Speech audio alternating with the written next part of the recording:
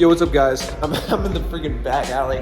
This is the only quiet place you can do an intro in here, especially on a Friday. The music is bumping. But anyways, we're at, obviously, Seminole Casino Coconut Creek. Gonna hop into a 2-5 game. Once again, it is the weekend, and the action should be pretty good, so let's see how it goes. But I already played a lot of poker today. I fired a $3,500 Hard Rock tournament. But anyways, the point I'm making is I've already seen a lot of hands today, which is good. I just have to turn the dial from tournaments to cash games. Good God. I'm out of breath from going upstairs. That's not good. But anyways, I'll see you guys down at the Felt. Let's go. We bind for the max for $1,000 and let's win some big pots early on. All right, let's get started off with a pretty good hand. We looked on an ace-queen offsuit in the low jack. I open up the action to $20 and we see one call from the player in the small blind. So we're gonna be going heads up to a flop in position. So the flop is good. The flop comes out queen high, but it's a pretty dry and raggedy flop. So when action checks to me, I bet out $15 and he decides to make the call. So nothing too crazy so far. The turn is a 9 of clubs, so shouldn't change too much, but it does bring a lot of potential backdoor draws. When he checks it to me, now I bet $60, but in hindsight, I think a larger bet's actually fine. Any queen's going to continue, and if he picked up a flush draw, he's not going to fold for almost any sizing.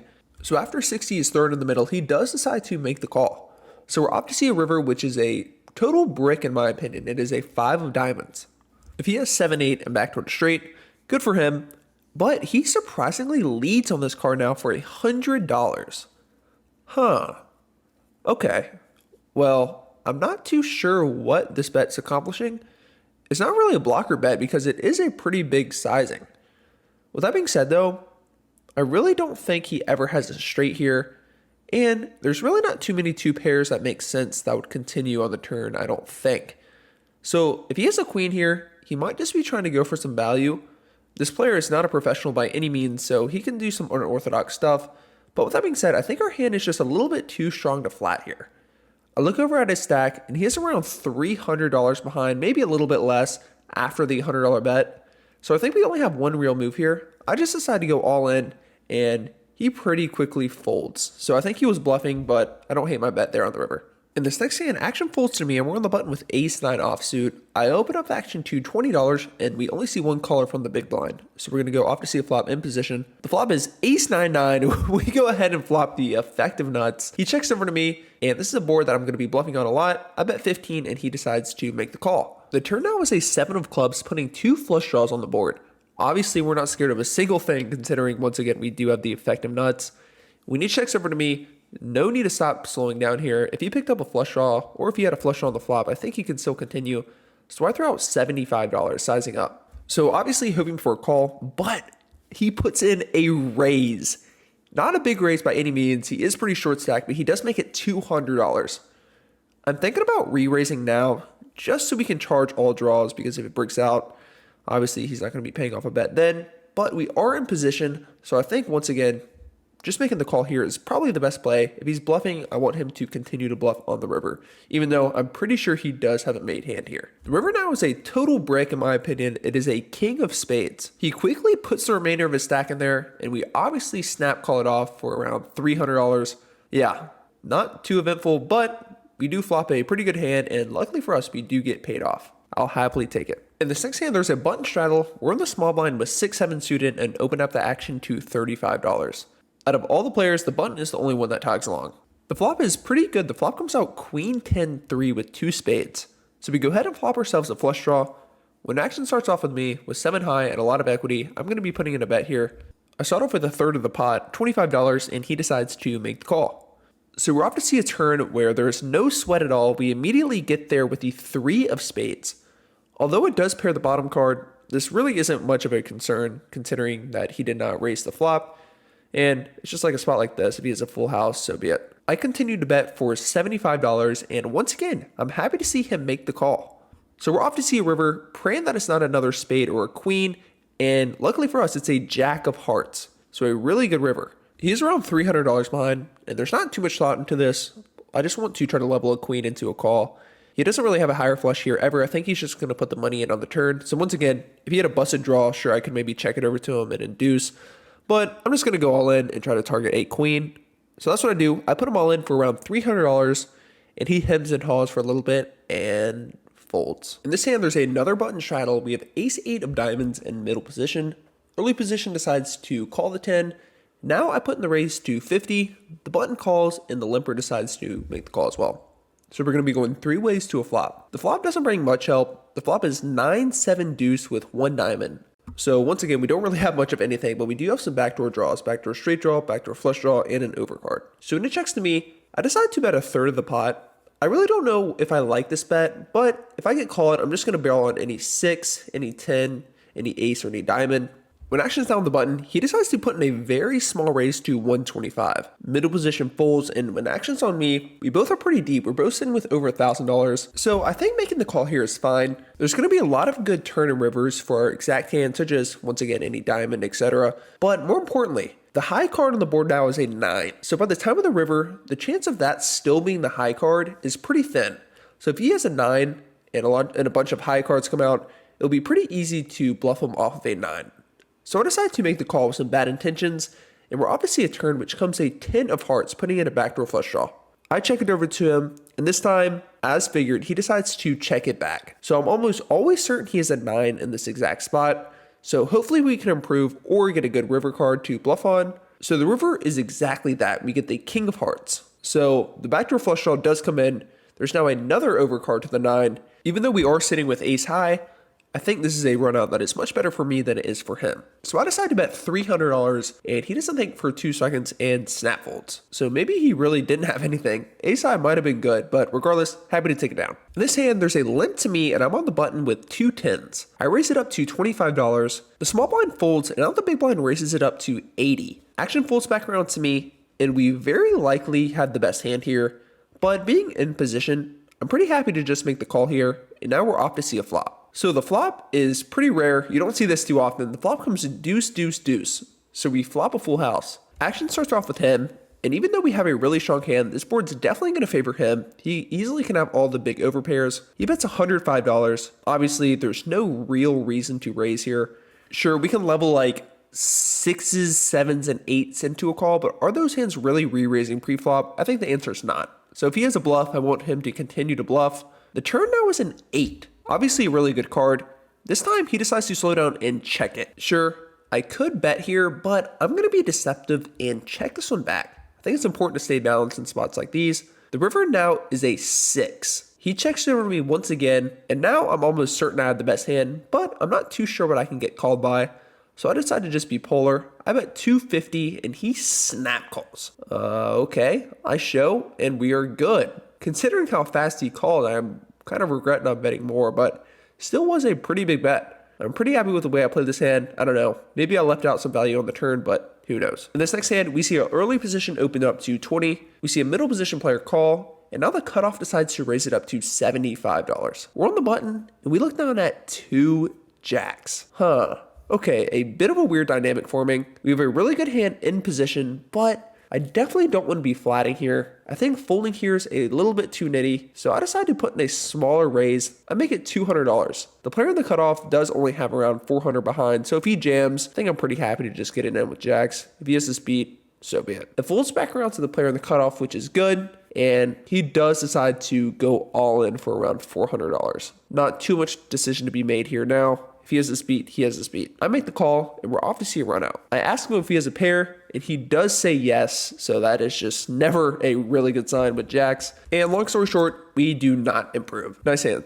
In this next hand, we're in the cutoff with 8 10 of hearts. We see the big blind open up the action to 45 after there's a button straddle. It folds to me, and this is a spot where I think folding is fine for the sizing, but we are pretty deep. I think putting in another raise is fine as well, but I just decided to make the call, and the button does decide to tag along as well. Really don't like how I play this hand pre-flop, but I think this is a somewhat decent hand to go multi-way with. So we're off to see a flop, which doesn't bring much help initially. The flop is ace queen 8 with 2 diamonds and 1 heart. So we have bottom pair and some backdoor draws. The big blind player decides to keep on betting. He bets out $50. I decide to make the call, and this entices the button to tag along as well. So we're going to be going 3 ways to the turn still. Well, the turn is literally one of the best cards in the deck. The turn comes a jack of hearts, giving us a flush draw and a straight draw. This time, the big blind decides to check. Okay, well I could easily start a bluff on this card, but with 3 people in the pot, I think that might be a little bit too ambitious at the moment, and we still do have some showdown. So I decided to check this one back, and the button decides to check as well, so we get to see a free river. Praying to see a 8, a king, or a heart, but it is a 4 of diamonds, so probably one of the worst cards in the deck. The big one decides to check it once again. Don't really see too much point in betting here. I check it, and the button checks as well. So the big blind shows ace queen for top 2 pair. Wow. Okay. Good thing I didn't bet the turn there because we definitely would have lost a lot more chips. Oh well. Nice hand. In this hand, we look down at 2 9s in middle position. We open up the action to 20 and see a call from the player in the big blind. The flop is pretty dynamic and wet. The flop comes out queen, queen 10 with 2 diamonds. He checks over to me. And this time, I just decide to pot control and check it back. The turn now is a 5 of diamonds, completing the front door flush, and he checks it once again. At this point, I think he would value bet a 10, a flush, or obviously a queen, so I'm pretty confident I have the best hand here. I decide to put in a bet of $15. I think I could go bigger because I think any strong diamond is going to peel, and he does decide to make the call. So we're off to see a river, which is now a brick. It comes a 8 of hearts. He checks over to me once again, and my initial reaction was just to check this back, but it had me thinking. I still am pretty confident I have the best hand, and I think I might be able to level some other hands into a call, such as lower pairs, because the way I played the hand so far, it looks like I could have been on a flush draw myself,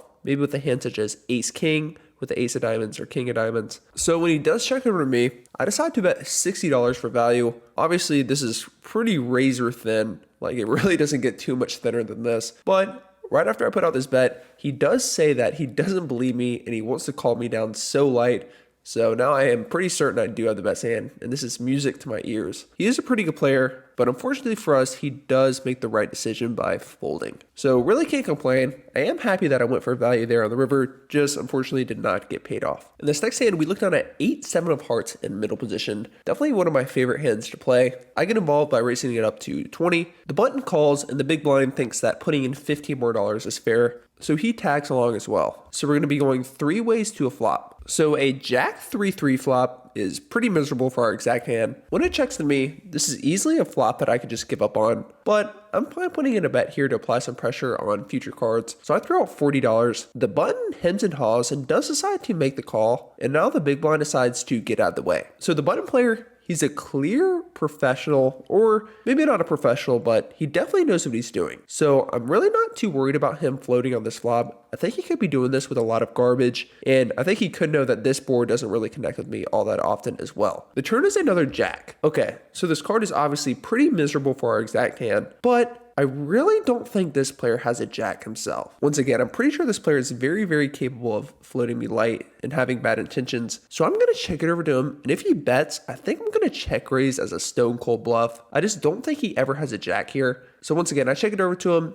He does throw out $50. Okay, I am going to do what I initially said I was going to do. I put in the raise to 130, obviously praying for a fold. And if he calls here, I'm just going to shut down. But luckily for us, our play works exactly, and he does fold. Whew, okay. Not a very expensive bluff, but one that was pretty effective, and I'm happy it got through. So we already had this exact hand on the vlog so far, but we got it again. Ace 8 of diamonds. I opened up the action under the gun to 20, maybe a little bit loose, but I just love suited aces. I can't help myself. We see 4 calls, so we're going to be going 5 ways to a flop. We flop ourselves top pair an ace king 3 with 1 diamond. So this flop is definitely going to favor me. When action texted me, sure, this is a board that I could easily check back just because I really just have 1 pair. And there is 4 other people in this pot. But I think I'm fine betting here sometimes too, just to deny equity from any weird 2 pairs that might get there. So I bet $50, which is half pot. So action doesn't get too far.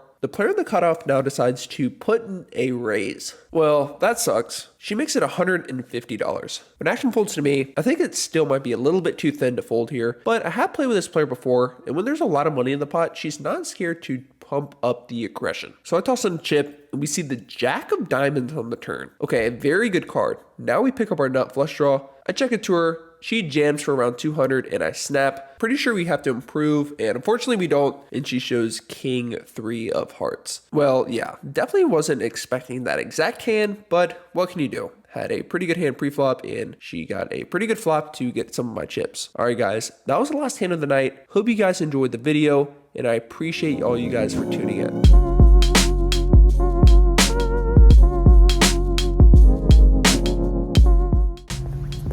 What's up, guys? So we're in for, you guys know the drill. I'm not going to say it out loud because we're in a freaking parking lot at night. But anyways, we did pretty good. Any eventful hands, like, I don't know. The only one I can really think of was the Jacks versus Queens hand, where I might have been able to get away from pre-flop, but, you know, is what it is. Like, it's not the end of the world. 40 big blinds, like, whatever. But, yeah, that happened, and we won, you know, a good bit. So I'll take it, especially after losing in the tournament today. Anyways, hope you guys enjoyed it as always. If you haven't already, it'd mean the world if you guys hit the thumbs up and subscribed. And also, I'm posting a little bit on Instagram and TikTok. If you want to follow me on there, that'd be cool. If you don't, it's cool too. You guys can just watch this. But anyways, just figured I'd let you guys know. See you guys. Have a good one. Peace.